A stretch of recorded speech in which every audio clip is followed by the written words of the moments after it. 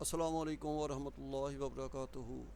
سلسلہ آؤ قرآن سمجھیں سورہ بقرہ انشاءاللہ 15واں رکوع ہم شروع کر رہے ہیں۔ اعوذ باللہ من الشیطان الرجیم، بسم اللہ الرحمن الرحیم۔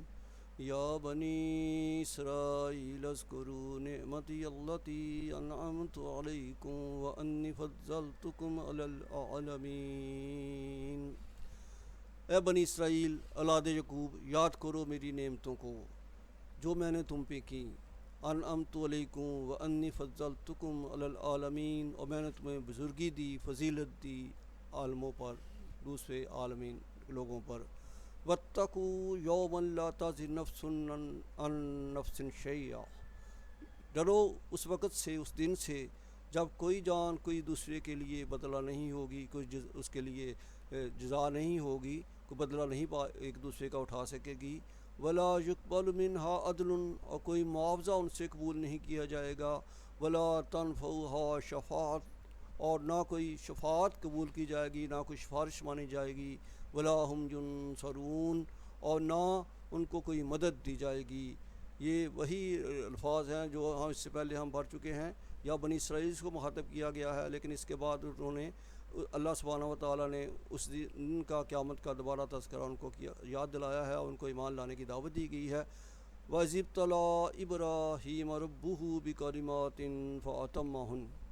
جب اللہ نے آزمایا ابراہیم علیہ السلام کو، اللہ نے آزمایا ابراہیم علیہ السلام کو،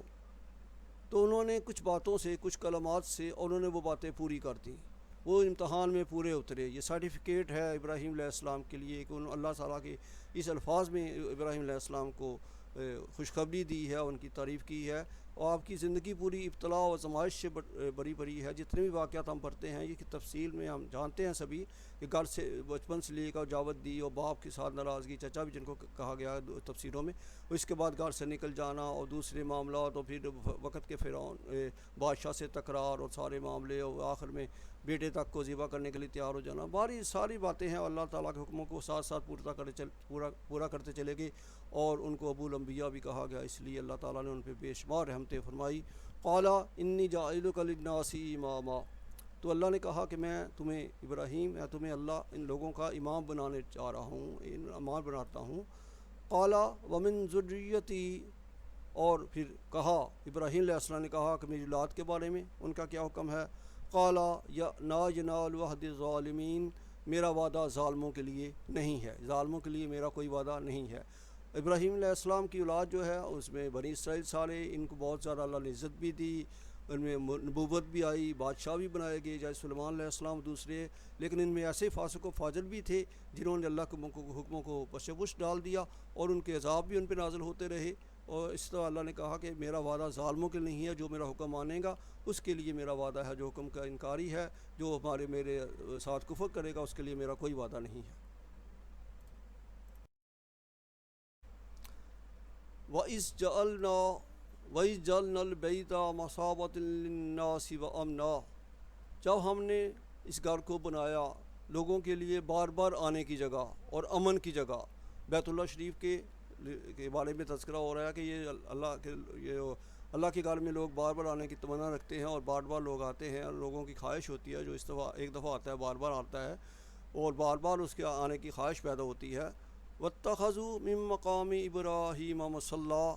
اور مقام ابراہیم پر نماز ادا کرو۔ مقام ابراہیم وہ پتھر جہاں آپ حضرت ابراہیم علیہ السلام کے پاؤں کے نشان محفوظ ہیں، اور اس طرح ہیں جیسے کہ بالکل نرم جگہ پہ نشان ہوتے ہیں، تو کہا گیا کہ اس جگہ پہ مقام ابراہیم پہ مصلی نماز ادا کرو، 2 نفل ادا کیا۔ جب طواف کرنے کے بعد 7 چکر لگانے کے بعد کہا گیا کہ آپ اس پہ 2 رکعت نماز مقام ابراہیم پہ ادا کیے جاتے ہیں، کیونکہ اب تو ماشاءاللہ بہت زیادہ رش ہوتا ہے، اس لیے بیت المطاف میں کسی جگہ پہ بھی وہ نوافل ادا کیے جاتے ہیں۔ وَعَهِدْنَا إِلَىٰ إِبْرَاهِيمَ وَإِسْمَاعِيلَ، ہم نے وعدہ لیا ابراہیم سے اور اسماعیل سے، ان طہر بیتیہ، کہ میرے گھر کو پاک صاف رکھو، بیت اللہ شریف کو پاک صاف کرو، للطائفین، طواف کرنے والوں کے لیے، والعاکفین، اور ٹھہرنے والوں کے لیے، والرکع السجود، اور رکوع اور سجدہ کرنے والوں کے لیے۔ یہ بیت اللہ شریف کی عظمت ہے بیت اللہ شریف کے، اس طرح مساجد کی بھی اس طرح ہے کہ ان کو پاک صاف رکھا جائے، اور ایک تو پاک صافی ان کی ظاہر ہے، اور دوسرا اس کی اس میں شرک سے اور دوسرے تمام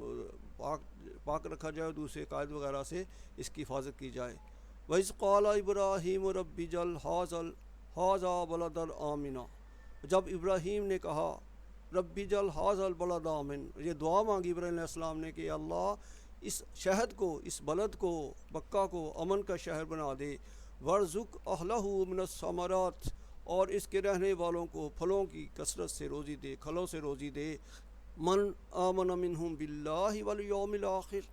جو کوئی اس میں ان میں ایمان لائے اللہ پر اور یوم آخرت پر۔ قال، اللہ تعالیٰ نے فرمایا، کہا، ومن کفرا، جو کہ کفر کرے گا، فَمَتِّعْهُ قَلِيلًا ثُمَّ اضْطَرُّهُ إِلَىٰ عَذَابِ النَّارِ، جو کوئی کفر کرے گا، جو میرے حکم سے پھر جائے گا، میری بات نہیں مانے گا، تو اس کو بھی دنیا میں کچھ فائدہ دوں گا، دنیا کی زندگی اس کے لیے بھی ہے، دنیا میں اس کے لیے بھی اللہ تعالیٰ راحتیں دیتا ہے، اور پھر اس کو، ان لوگوں کو جو کافر ہوں گے، ثم اضطرُّهُ إِلَىٰ عَذَابِ النَّارِ، پھر ان کو دھکیل دیا جائے گا عذاب نار کی طرف، جہنم کی طرف، آگ کے عذاب کے حوالے کر دیا جائے گا۔ وَبِئْسَ الْمَصِيرُ، اور یہ بری جگہ ہے، برا ٹھکانہ ہے۔ وَإِذْ يَرْفَعُ إِبْرَاهِيمُ الْقَوَاعِدَ مِنَ الْبَيْتِ وَإِسْمَاعِيلُ، جب ابراہیم و اسماعیل علیہ السلام اللہ کے اس گھر کی دیواریں اٹھا رہے تھے، بیت اللہ شریف کی تعمیر کر رہے تھے، اس کی دیواریں بلند کر رہے تھے، ربنا تقبل منا، تو یہ دعا کر رہے تھے، اے ہمارے رب یہ عمل ہم سے قبول فرما۔ اتنا بڑا عمل، اس کے باوجود اللہ سے یہی التجا کر رہے ہیں کہ اللہ ہمارا یہ عمل قبول فرما، اس کے لیے اپنی ذاتی کوئی خواہش نہیں ہے اور کوئی اس میں برائی نہیں ہے، بلکہ اللہ سے قبولیت مانگ رہے ہیں اس عمل کے باوجود کہ بہت بڑا عمل تھا اور اللہ کے حکم سے تھا، پھر بھی اس کی قبولیت کے اللہ سے دعا مانگ رہے ہیں۔ ہمارے لیے اس میں بہت بڑا سبق ہے، انک انت السمیع العلیم، بے شک تو سمیع اور علیم ہے۔ پھر اگلی دعا ربنا واجعلنا مسلمین لک، اے اللہ، اے ہمارے رب، ہمیں اپنا مطیع، اپنا مسلم فرمانبردار بنا، ومن ذریتنا امۃ مسلمۃ لک، اور ہماری اولادوں میں بھی، ہماری اولاد میں بھی ایک گروہ، ایک امت جو تیری فرما بردار ہو، تیرے حکموں کے سامنے سر جھکانے والے ہو۔ وَأَرِنَا مَنَاسِكَنَا وَتُبْ عَلَيْنَا، ہمیں سکھا یہ طریقے مناسک حج، وَتُبْ عَلَيْنَا، ہماری توبہ قبول فرما، إِنَّكَ أَنْتَ التَّوَّابُ الرَّحِيمُ، بے شک تو بڑا توبہ قبول فرمانے والا ہے، رحم فرمانے والا ہے۔ ربنا وابعث فیہم رسولا منہم یتلو علیہم آیاتک ویعلمہم الکتاب والحکمۃ ویزکیہم، یہ دعا ہے جو نبی کریم صلی اللہ علیہ وسلم کے بارے میں پوری ہوئی، اور اس وقت جب وہ حضرت ابراہیم اسماعیل علیہ السلام یہ تعمیر کر رہے تھے، اس وقت اللہ سے دعا مانگی، ربنا، اے ہمارے رب، ان میں سے ایک رسول مبعوث فرما، محمد عربی صلی اللہ علیہ وسلم، ہمارے آپ کے آقا مولا، رسول منہم، ان میں سے، یتلو علیہم آیاتک،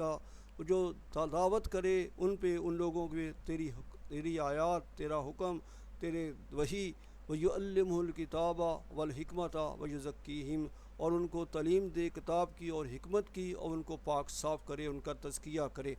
یہ کتاب جو ہے، کتاب کی صرف تلاوت ہی نہیں بلکہ آپ صلی اللہ علیہ وسلم کی بارک زندگی، آپ کی سنت، آپ کی احادیث مبارکہ بھی قرآن کو سمجھنے کے لیے لازمی اور ضروری ہیں، اس کی تفسیر آپ کی مبارک زندگی ہے۔ جس طرح کسی صحابی نے نبی کریم صلی اللہ علیہ وسلم، کسی صحابی نے اما عائشہ صدیقہ رضی اللہ تعالیٰ عنہ سے پوچھا کہ آپ صلی اللہ علیہ وسلم کے اخلاق کے بارے میں